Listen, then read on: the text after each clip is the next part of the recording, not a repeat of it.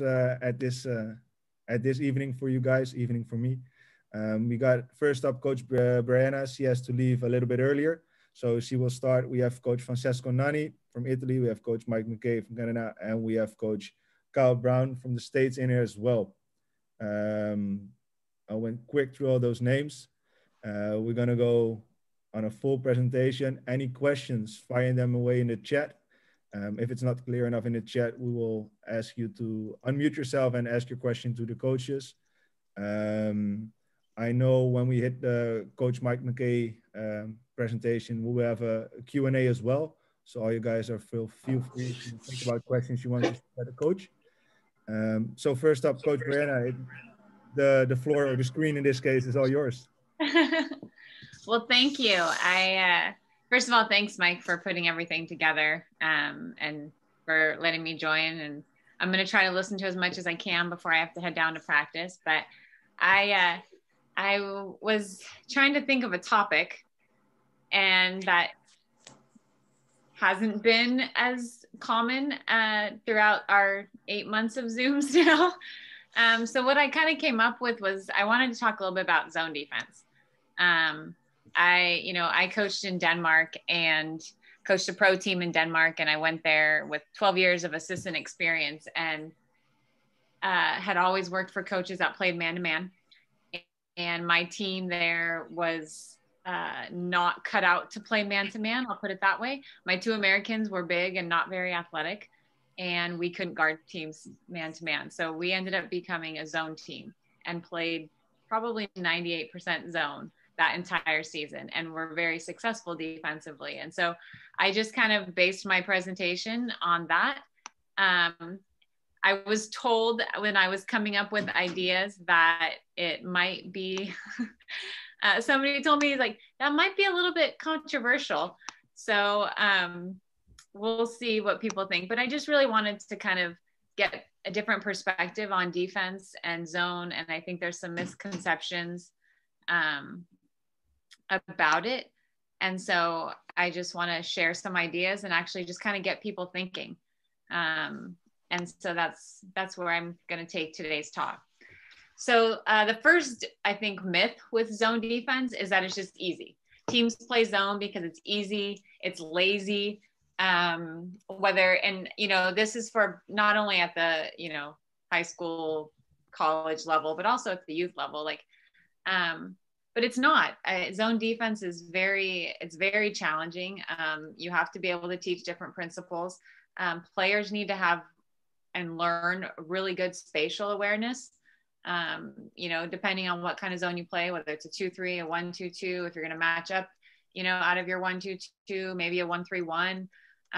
They're all different kind of spatial awareness, players cutting into that space, players cutting out of that space, how the zone shifts. So I think that's a really valuable skill to be able to teach players at any level.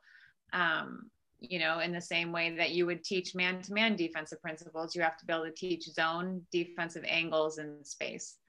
The other thing, I think with regards to that, kind of demystifying that and breaking that myth, is that there's constant communication. It's not easy for players to communicate over, 40 minutes and be very, very active and vocal with all 5 players, because if your back center person in your 2-3 zone doesn't communicate, you can't play it. If your wing doesn't communicate and bump, somebody to the next spot, you can't play it. And that's why we were really successful in Denmark, was because my backline players were incredible communicators, and just basically were my quarterbacks in the back line. And then the other thing that I think, again, this is kind of more at an advanced level, but when you're playing man-to-man, yes, you should probably know all of the opponent's strengths and weaknesses and matchups, in case you get switched on to a different player or, in rotations and whatnot. But do our players always know what the other, opponent, all 5 strengths and weaknesses are? Probably not. And so in a zone though, you don't know who's going to be cutting into your area.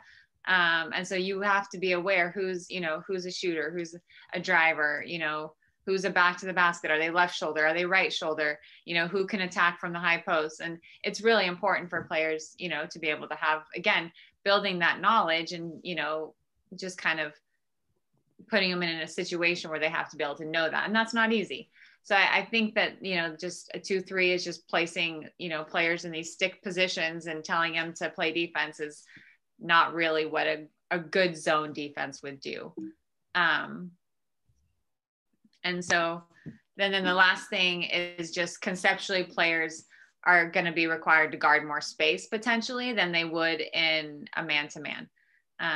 You know, depending, they have to guard a lot of space. If you have a good zone, you think about the Syracuse men's zone that, you know, that's kind of been, that's what I based my team in Denmark on. I watched every YouTube video of Syracuse men's basketball when I was trying to teach them how to, you know, trying to learn myself. Because as I said, I had only really worked for coaches who were man to man, and we weren't going to be that team. And so I had to really hone in on my zone defense and breakdown skills. And I watched a lot of Syracuse because they were successful in it and they covered a lot of space.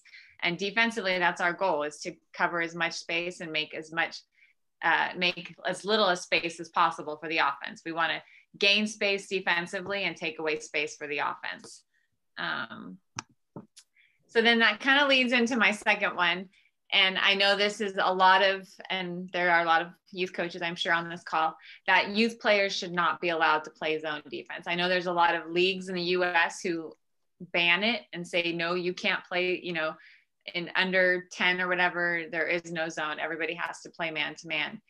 And I just, you know, I want us to think about, I'm not going to say we should do it one way or the other, but, you know, realistically, like man to man is just as, you know, they'll say they're doing it because it's too easy. Again, you're just putting players in a spot. They don't learn any defensive principles, but really you could say at the U8 level in man to man, you tell players, you line up, you're guarding that person across from you. And then they just kind of run around and follow them. And is that really any better than putting them in a zone? You know, are we really teaching anything more in that situation? And I don't think we are. You know, I think you know, if you're going to teach some man-to-man principles, great. But you can also do the same thing with zone. If you're going to put them in a zone, you can teach some zone principles as well, going back to the spatial awareness, you know, communication, having high hands, you know, basic defensive principles that will, I mean, it'll work for both. You want to have high hands and communicate in man too. But again, at the youth level, we're teaching those. And I don't think it's fair to say that you can't also teach some of those principles in zone. And that's kind of my overall point with that. Again, going back to the spatial awareness, you know, and at the youth level, I think that's one thing. And even to be honest, at the college level, players lack is awareness, offensively and defensively. So the more that we can put them in a training environment that teaches some kind of awareness, are we aware of cutters? You know, are we aware of how things shift when the ball moves? You know, when the ball moves, we're still jumping the ball in a zone. It just might be to a space rather than to a gap or to a person. So again, just kind of reemphasizing those principles. And then at the end of the day, like zone is part of the game. And so to really, you know, again, I think at the youth level, like, yes, we want to simplify the game. We don't want to do, you know, necessarily complex things, but if it's something that we're allowed to do in the game and they're going to be able to do, teams are going to be able to do against us, we're going to be able to do at higher levels, like we should introduce them to that being a possibility. You know, it's just like we can dribble and shoot and pass, and you can play man and you can play zone and you can screen and do different things. So why shouldn't we expose them to that at, you know, a level that we think is appropriate as coaches? And that might be at the, again, U10, U11, whatever level you think is appropriate. And then I just kind of also will briefly talk about the other myth, that you can't play zone against a good shooting team. And I've heard this a lot, especially at the college level. And I think it goes back to what you emphasize. In Denmark, we were top 3 in the league in field goal defensive percentage. We were top 3 in the league in 3-point field goal defensive percentage. And we were top 3 in rebounding, defensive rebounding. And it was because we scouted and we prepared and we emphasized when we needed to take away shooters. When we were playing a really good shooting team, we made sure that we emphasized how far we had to extend on the 3-point line. We shifted our zone a little bit. So we played a 2-3, kind of like a 1-1-3. I had a really long athletic guard, young Danish guard that's actually now playing at Butler here in the States. But she picked up the ball full court and put pressure and funneled it to a side, tried to shrink the floor. Again, we're trying to take away space.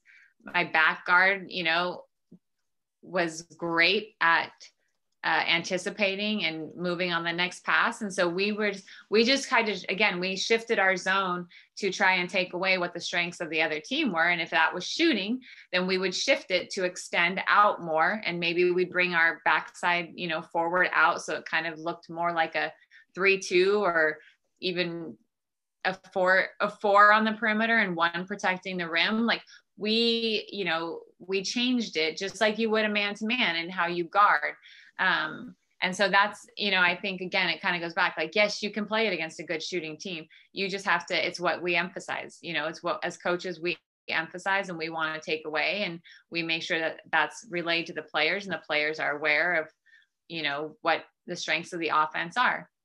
I think the other really, you know, thing that it does against good shooting teams is it minimizes the number of offensive actions that we need to defend. You know, most teams are not going to run a lot of different offensive actions, or are they going to have a specific offensive action against a zone to get, you know, their best shooter a shot? Maybe will they have 1 or 2? Maybe, probably. But are they going to run, you know, 4 or 5 different quick hitters to get them a shot? Probably not. At least, you know, in my experience. And so that was kind of, you know, again, it's an advantage for us in the defense is we probably have to guard one set, you know, 1 quick hit against the zone to get a shooter a shot. And so for us now, we've eliminated 4 other actions that we may have had to guard in a man-to-man for their best shooter or their 2 or 3 best shooters. You know, that now we don't have to. Do we have to be a little bit more aware of where shooters are? Yes. But again, that's what we train. That's what we talk about. That's what we emphasize. And like I said, the goal is to always take away space. So coach, we got a question coming in the chat. Yeah. Go for it. Bjorn. What did you emphasize to be so successful rebounding in a zone? Yeah, that is challenging. The thing we did, we broke it down a lot. Again, because actually my 2 post players were not real mobile. So like in a Syracuse zone, which I watched a lot of, like they're super athletic and they could pursue the ball. My 2 players, like they didn't rebound outside of their area exceptionally well. And so what we did was we did a lot of breakdown. We would put them, you know, we do 3-on-3 strong side in where our zone would be. And we do rebounding, again, rebounding out of that with the awareness that you got to match to a man on a shot. So just like in everything, we don't want 2 people on the ball. We don't want 2 people on 1 offensive player. Same principles for rebounding. So we would really try to emphasize that, like when the shot goes up, it's got to be 1-to-1. You know, I don't know. I'm sure a lot of people on here are familiar with tagging up, and we run tagging up here at Davison. And I'm actually kind of the one that's one of my kind of roles here going forward. And I think that principle kind of aligns with zone defense. And from a defensive perspective is, you know, when the shot goes up, we got to get to 1-to-1. And that just requires a lot of communication and a lot of repping it. And I think small-sided situations in your zone formation, whatever that zone formation might be. So I hope that kind of answers the question. Oh, that's perfect. And if Bjorn has any more questions, he's sure to ask them in the chat. For sure. And then just kind of to sum it up, because I know trying to keep these a little bit short. I could talk for a long time, but I know there's some great speakers behind me. So just again, with the advantages of zone, you know, it can minimize your scout and preparation time. You know, not a lot of teams have a lot of zone offenses, you know, or complexities. You'll see a lot of the same zone offenses. And, you know, maybe, like I said, maybe one or two quick hits against it. You know, will some teams screen against a zone? Yes. Are you going to see as much of screening? Probably not. You know, they'll set ball screens. They'll try to pin in the backside or the weak side, and, you know, skip passes and things like that. But really, it's a much smaller scale. So for us in Denmark, like, it minimized our scout preparation for other teams and allowed us to spend a little bit more time focusing on how we were going to attack them. And if you've heard any of my other speeches, I like offense. So any chance I can spend more time on offense, that's a good thing. So if I might ask a question, Coach, what would you do on the opposite? So for example, you have a night and you lose a game while playing zone.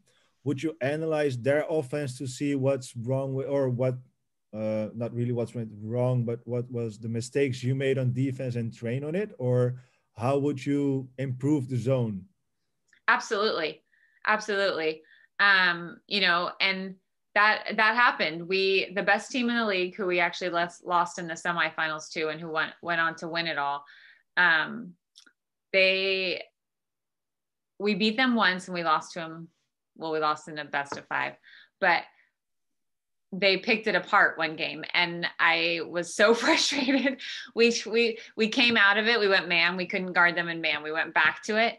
And I'm like, we got to do what we got to do. We have to, you know, we've been zone all year. We got to stick to it. But, you know, what they actually did to us is they ran their man offense. They ran like a triangle offense against us, which created an overload. But they ran their same man-to-man principles. And we just struggled to guard it because they almost, in a way, turned it into us having to match man-to-man, which was not to our strength. And so, you know, I spent time trying to figure out, how do we take away that overload? How do we take away their advantages and tweak it? You know, so again, that probably what it did was it changed our formation a little bit, but still kept us in a zone more than it had in that game where we kind of got torched, if that makes sense. But definitely we make adjustments out of it. Like I said, it's a matter of taking, you know, the basic structure of a zone, whether, you know, whatever you're in. So for us, that game, it was going from a 2-3 to more of a 3-2 lineup, shifting, you know, our top person over a little bit more, flattening it a little bit, in some ways, not having our ball handler pick up as early, but really kind of matching more, and trying to be advantageous that way. Does that make sense? Kind of. No, that makes perfect sense. I got another question coming up as well, but I think we can add that on later on, because I might think it will come later on, but if not, I'm gonna fire it at you anyway. Okay, I only have 1 or 2 more slides, so then I'll go for some questions. Yeah. So again, some of the advantages, I think it can force aggressive teams to be more passive. This is kind of from experience here in the US. You know, there's a lot of teams that are, you know, very aggressive against man. Maybe they're a dribble drive team. They're, you know, trying to attack the basket, putting pressure on the rim, things like that offensively. And when you go zone against them, teams, you know, a coach will be, you know, very adamant about then running your zone offense, which is can not always, depends on the coach, can typically be more passive. You know, let's get the ball, let's pass the ball around the perimeter. And if you're a team that's aggressive attacking dribble drive, and now you're, you know, being more passive, running, you know, maybe passing and cutting and stuff like that, like that's to our advantage defensively, because we've taken you out of what you do offensively. And I do see a trend of that in, you know, again, in my experience, especially at the college level on the women's side, like that being the case. Now, I will tell you, like a good team would just keep running their dribble drive motion. If that was my team and that's what we did, I would keep running my dribble drive motion. But I don't think that happens as often as my philosophy would share or do. So again, that's to my defensive advantage. Again, I talked about this. It'll kind of neutralize what teams do offensively and the number of set plays and specific actions that they may run. So that helps with, scouting and preparing and taking their key players out of positions where they may, have an ISO situation. If they are a team that runs a lot of ISOs and now we're zone, now we've kind of eliminated some of those opportunities. The other thing that we, and this was how we ran our zone defense, again, because we want to try to take away space defensively, is we really tried to emphasize limiting ball reversals. We really tried to, once the ball was established on one side, we tried to keep it there and not let teams swing the ball from side to side, and put a lot of ball pressure with our long, lanky guard that was on top. She was about 6 foot. That's not bad to have either. And then I think zones can change tempo. It can, definitely slow teams down, like I said, make them a little bit more passive. And if that's to your advantage defensively, against a team that's trying to play at a quick pace, then, that's something that, again, you want to be able to do. And I think, like I said, I just wanted people to think about some of these things. And, I've had a lot of success with it. And, in Denmark and other places with teaching zone and kind of emphasizing that, because I believe in it. If you don't believe in it, that's to your own, coaching philosophy. That's fine. I'm not trying to be critical or anything, but I just don't think we should automatically rule it out and say that it's a lazy way or it's an easy way, because I think there are a lot of advantages to doing it and you can have a lot of success. The Toronto Raptors ran a ton of zone and were one of the best defensive teams in the country. Or in the NBA. And so I'm fascinated by them and how they run their zone. I'm still trying to figure out kind of the nuances and whatnot, but I just think there's a lot to be said. And I wanted to bring that to the table because I hadn't heard it on a lot of Zooms, to be honest. No, you're absolutely right. So we got at least 2 questions now in the chat because it is a some way controversial topic, especially when talking about youth. So we got a question from Coach Paul coming in. How did you defend/rotate versus ball screens?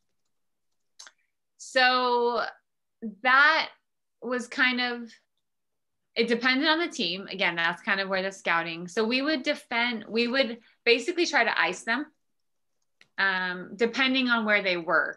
So most teams will try to set, if we were in a 2-3 or a 1-1-3, teams would try to set it, on the outside of the top defenders. And so for us, we would just try to treat it like an ice. And we would try to really, again, we're trying to keep the ball on one side of the floor anyway and minimize ball reversals. So we would try to ice it and get up and force them into basically where we had our back middle post already in what we would consider deep drop coverage. And then our wing, depending on if they put, a shooter on that side, she was kind of in that gap anyway, and almost treat it like a man-to-man ice coverage.